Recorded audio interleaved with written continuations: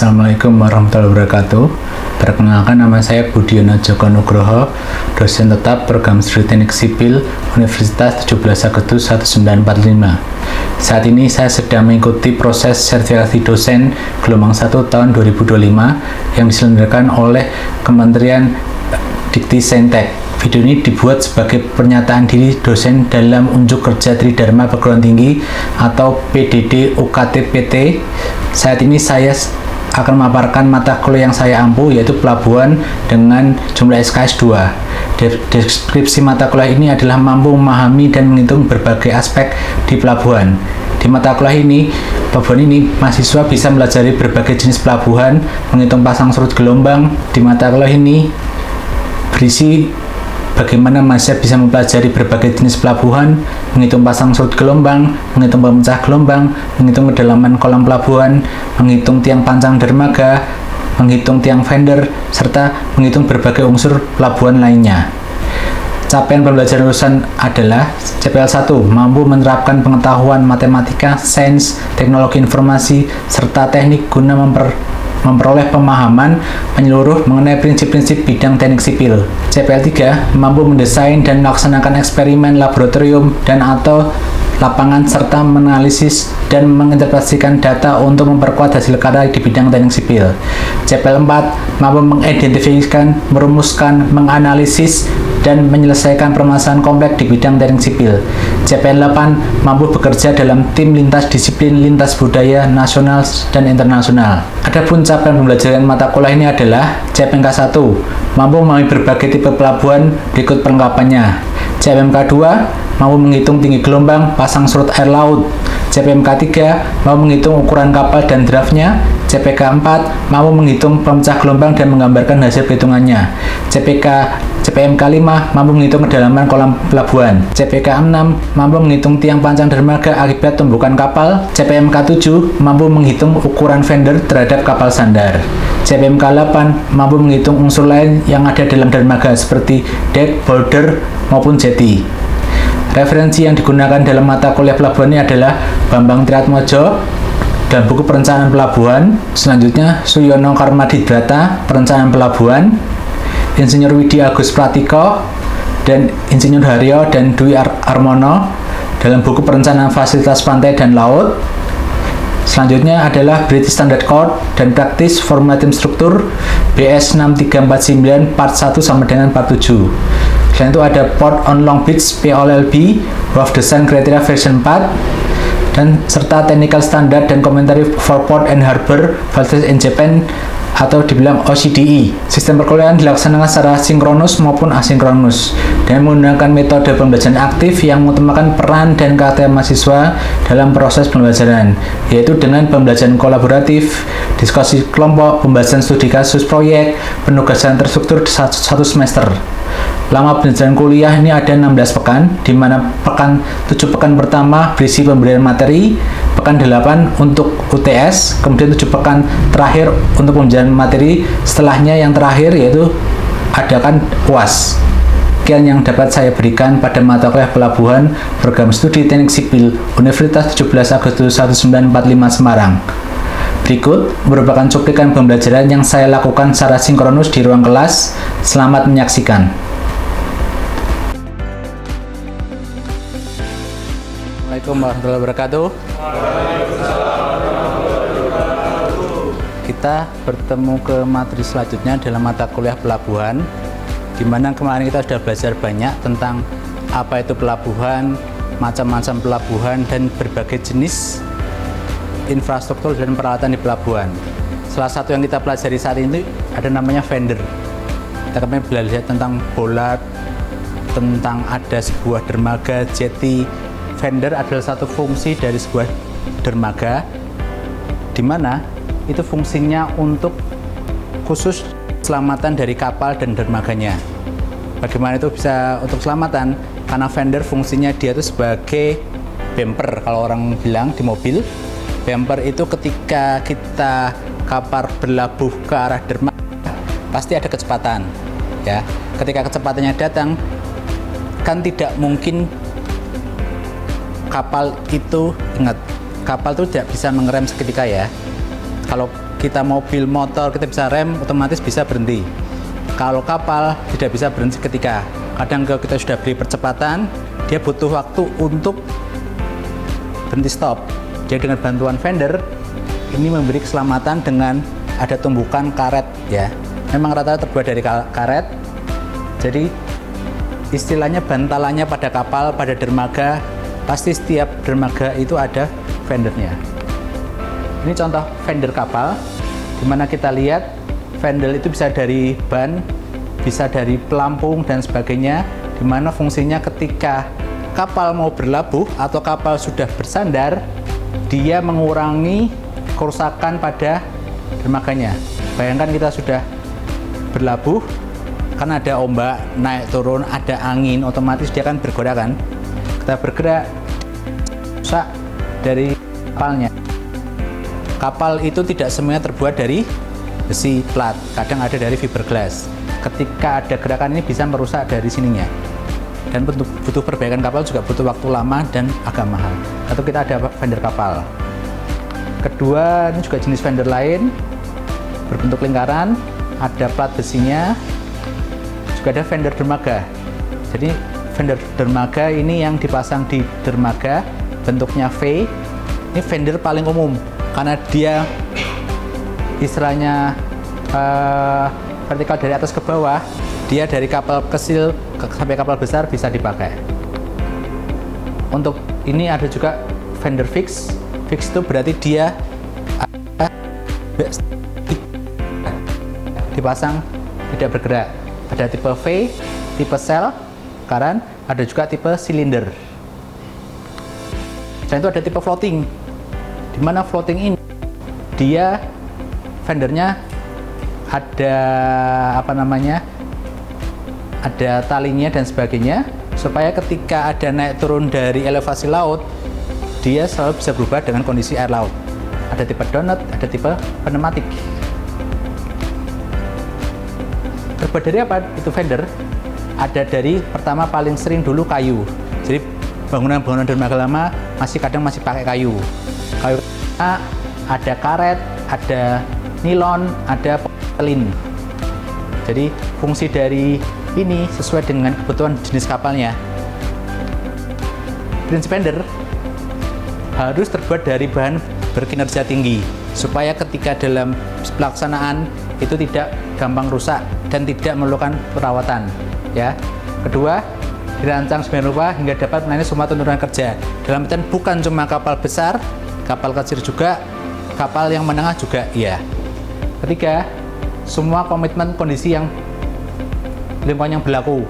Jadi ketika biasa, badai, ketika pasang surut, semua harus bisa dilakukan. Termasuk ketika musim panas maupun musim hujan. Karena jenis fender itu bisa untuk berbagai macam, ya.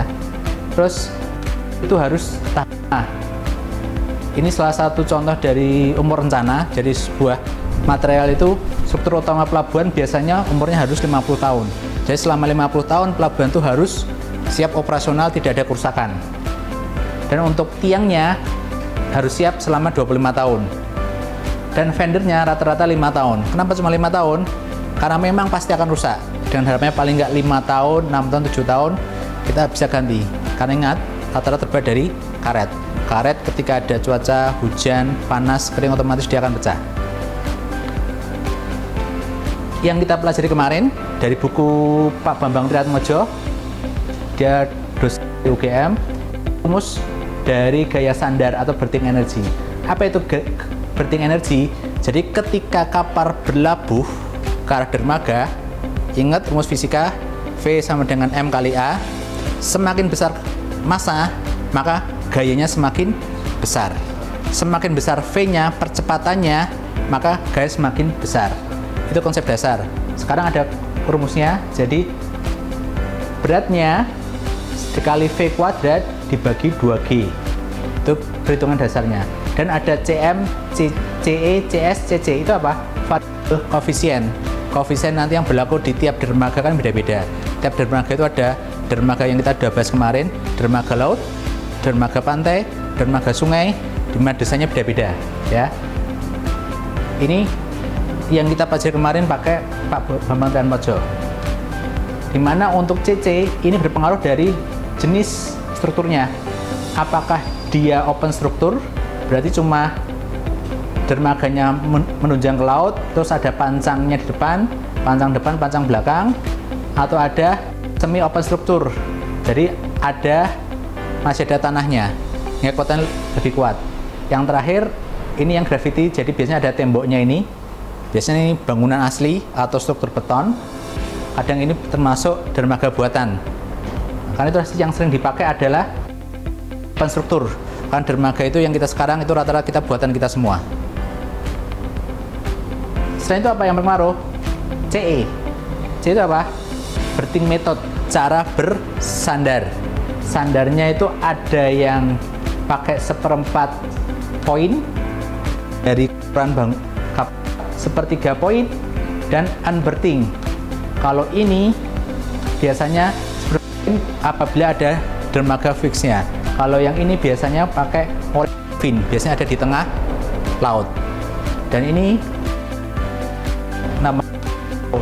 jadi ketika ada kapal yang berlabuh di belakangnya mengeluarkan mobil motor ini pakai, jadi harus sesuaikan dengan kondisi rencana bentuk pelabuhan.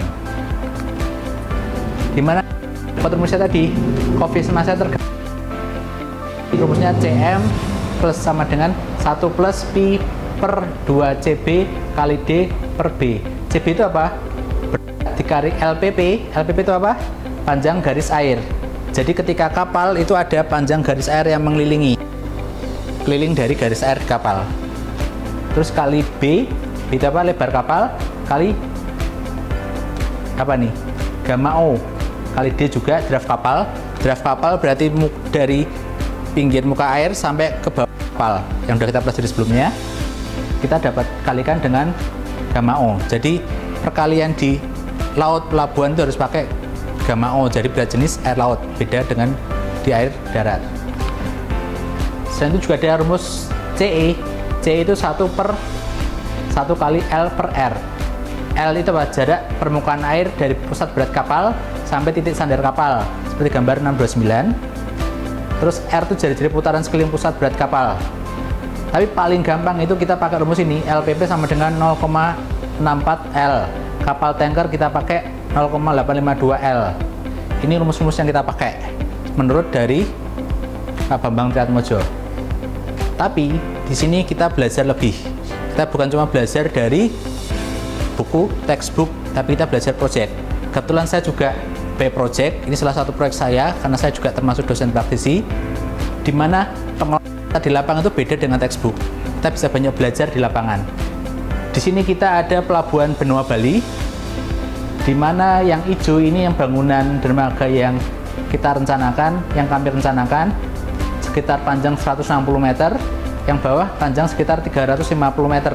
Ini bangunan lama, di mana kita lihat warna beda, ada pink, biru, kuning, merah. Itu sesuai pembangunan kapal, pembangunan dermaga. Ada yang tahun 90-an, 2010, dan terakhir 2000. Karena berbeda, otomatis beda kondisi, beda kekuatan dari dermaga. Karena itulah ketika kita membuat desain ini, kita harus tahu rencana kapal yang berlabuh. Ini contohnya dermaga yang kita rencanakan 160 meter. Dan ini ada video sekilasnya. Dan kita belajar kemarin, cara pembuatan dermaga itu memakai sistem plat cetak. Karena di laut tidak mungkin kita cor satu-satu ya. Kita nggak bisa langsung ngecor seperti bangunan, langsung masif. Kita harus dulu di pantai, kita cor separuh balok, separuh plat, baru kita bisa samakan. Ini setelah kita selesai, baru nanti dicor masif, digabungkan antara balok-balok dan sebagainya. Ini bentuknya. Jadi ini plat fendernya, ini confender, depannya ada frontal fin. Kelebihan dari ini apa? Kapal kecil, besar bisa berlabuh. Tapi kalau kecil sekali agak susah, karena ini memang khusus untuk kapal medium sampai besar. Kenapa pakai ini? Karena rencana dari Pelindo untuk pelabuhan Benua Bali pakai kapal super cruise. Jadi gross tonnage sekitar 168.000 ton, panjangnya kapal 347 meter, jadi sangat panjang sekali. Dan dia draftnya hampir 9 meter, 8,8. Dan setelah kita cek cari lapangan yang cocok dengan standar ini adalah kapal Quantum of the Sea dari Karibia. Ini bentuk kapalnya 300. Jadi dengan asumsi tadi kita dermaga existing kan 350 meter. Kalau dilabui satu kapal kan cuma satu kapal. Padahal keperluan dermaga itu banyak. Ada kapal perang, ada kapal wisata, ada kapal yang lain. Jadi dengan satu aja nggak cukup, akhirnya diperluas jadi 160. Di situ kita desainkan dengan standar baru yang kita presentasi tadi kan kita pakai Bambang Triatmojo, tapi yang kita pakai jadi standar dari Inggris. Karena kenapa pakai ini? Karena ini pakai standar yang terbaru dari yang dipakai oleh Pelindo. Ya. Dan kita lihat tadi DWT berapa? 12.000. DWT-nya 12.000. Dari grafik dari sini kita tahu 12.000 kapal cepatan labuh ke dermaga itu sekitar 0,07 ya. Kecepatannya kecil sekali, tapi ingat kapalnya besar sekali. Jadi jangan bayangkan pakai kecepatan 60 km per jam 100 km, itu dibilang itu tidak ada remnya kalau gitu ya. Dari situ kita sudah membuat rumus, nanti akan saya share rumusnya, Excelnya. Cuma jenengan bisa langsung masuk, rumusnya hampir sama. Saya perbedaannya apa? Setengah kali mass displacement kali V kuadrat kali variabel CE, CM, CS, CC. Dari data-data kan tadi tinggal kita masukkan gross tonnage berapa, DWT-nya 12.000, L-nya berapa, D-nya berapa, lebarnya berapa, dan ini sudut datangnya. Jadi kemiringan kapal itu harus istilah nggak bisa gini, kan kita udah belajar kemarin. Kapal selalu berlabuh dibantu oleh tugboat, ya kan? Jarang kapal yang bisa berlabuh pakai mesinnya sendiri, pasti bantu tugboat supaya tidak kecepatannya terlalu besar. Kita masukkan ini gamma W, berat jenis air 1 ton, 25 ton per meter kubik, variabel CB, CM, CS, CC kita masukkan satu-satu. Kali ini kita masukkan otomatis, kita mass displacement 2,1 kali DWT, kita dapat 162. CE kita pakai rumus, KR ini sudah ada, otomatis kita dapatkan berapa? Gaya berting energi 52,58 ton meter, berarti gaya momen ya. Berdasarkan BS ini ada safety factor. Ingat, semua perhitungan sipil baik tanah, bangunan, struktur atas, struktur bawah pasti pakai safety factor. Ini safety factor di mana? Karena kita berlabuh, kita nggak bisa asumsi vendor itu cuma berlabuh cuma satu titik, tapi bisa paling nggak 2 atau 3. Karena itulah kita pilih vendor dari vendor kon 1100. Kita dapat tadi berapa? RF-nya 113 ton, momennya EA-nya 64,7 ton meter. Dengan data tersebut kita asumsi vendor pada 2 buah vendor, hingga tadi berting energi E-nya 105,17 bagi 2 buah vendor sama dengan 52,58. Jadi kita cari vendor yang kapasitasnya di atas dari 52 ton meter. Adanya nih yang 1100, ini 64,7. Dengan ini kita asumsikan bahwa perhitungan permintaan dari Pelindo benar, dan kita bisa dapatkan perhitungan ini bisa dipakai di lapangan ya. Tapi ketika kita sudah dapatkan vendornya dipakai bagaimana, kita harus tahu desain selanjutnya, di mana kita desainkan, di mana nilainya tadi gayanya itu 113,7 ton.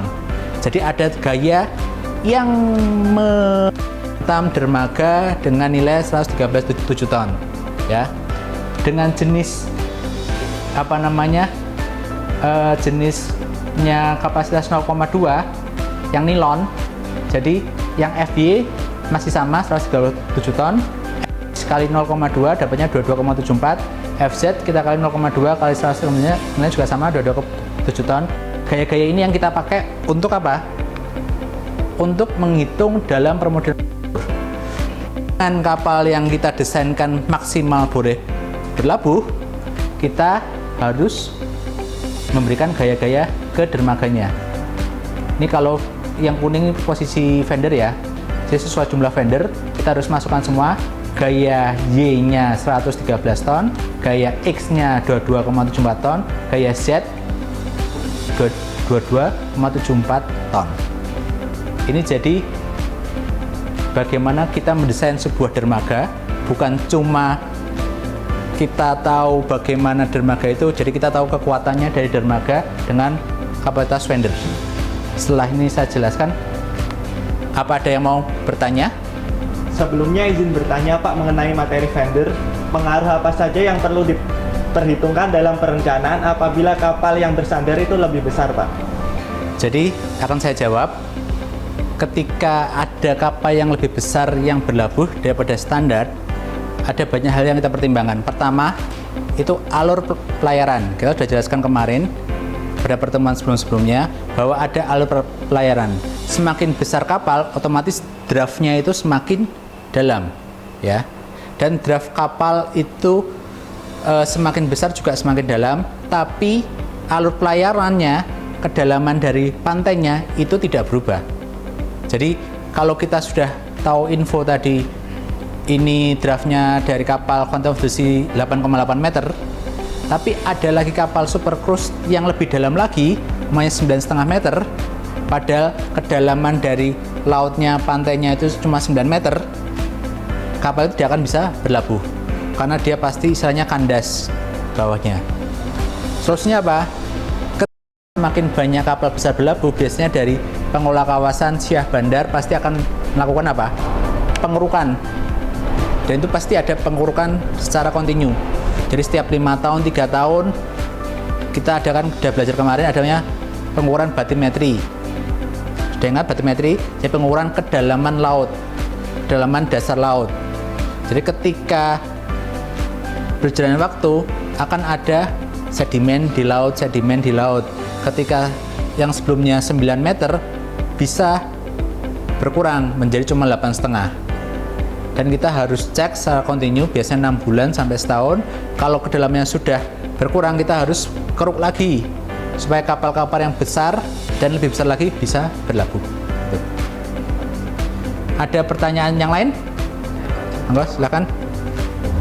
Izin bertanya Pak, mengapa pemilihan jenis fender fixed atau floating sangat krusial dalam perencanaan pelabuhan dan bagaimana pengaruhnya terhadap operasional pelabuhan dalam jangka panjang? Oke, akan saya jawab Mas.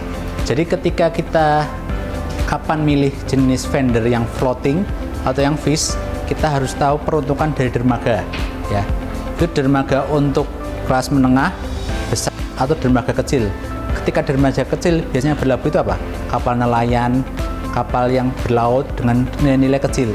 Jadi ketika kita pasang fender yang besar, itu biasanya mereka tidak bisa memakai dari fender itu, karena kan tadi lihat ada muka air laut.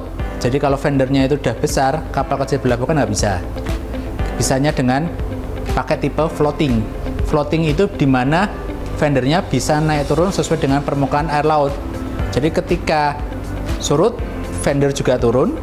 Ketika pasang, fender juga naik. Jadi bisa untuk berbagai macam.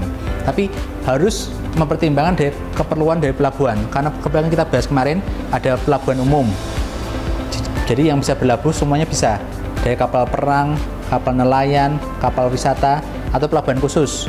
Pelabuhan khusus itu apa? Seperti pelabuhan buat bongkar muat.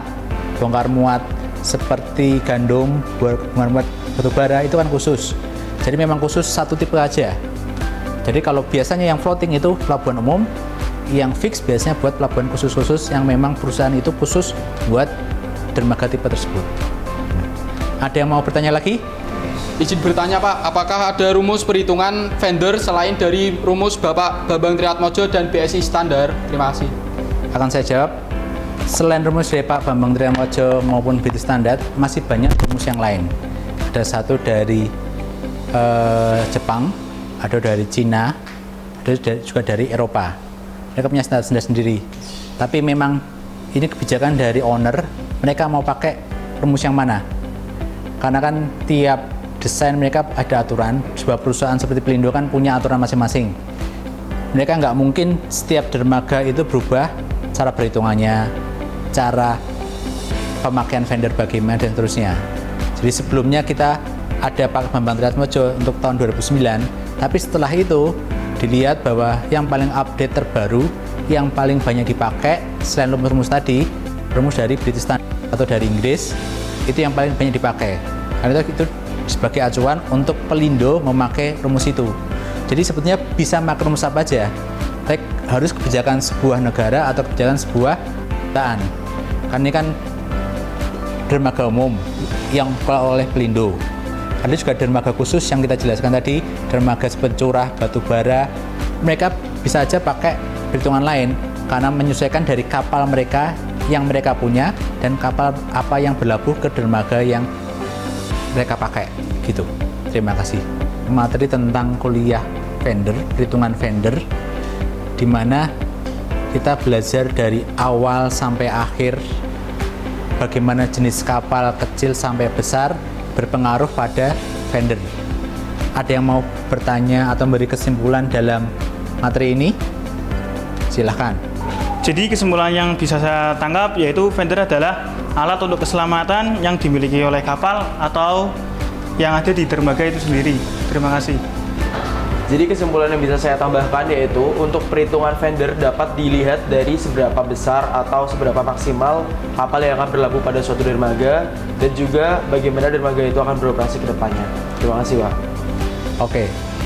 Jadi terima kasih. Ini tadi jadi kesimpulan dengan bahwa sebuah vendor bisa kita desain asal kita tahu apa jenis kapalnya dan bagaimana dermaga itu akan dipakai.